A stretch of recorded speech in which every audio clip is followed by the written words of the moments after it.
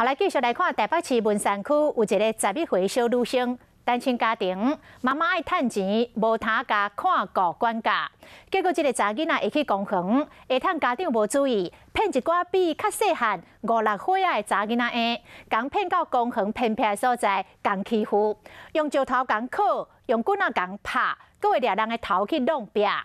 儿童福利联盟是建议家长，若要带囡仔出门，上好先甲囡仔来约束，讲唔通甲生分人来接触，嘛唔通落单，家己走去偏僻的所在，安尼较袂发生着危险。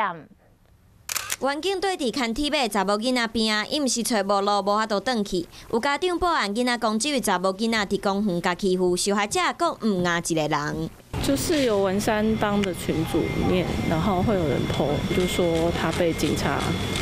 带走。真侪家长会带囡仔来台北市文山区的公园，一个无注意，查某囝就互这个高年级的查某囡仔摕石头牵头，佮有其他的查某囡仔互同一个人掠头鬃来弄壁，甚至摕棍仔直接甲伊的面拍落，连目镜拢当场互拍歹。他叫小朋友蒙着眼睛，然后玩，来用木棍扎他。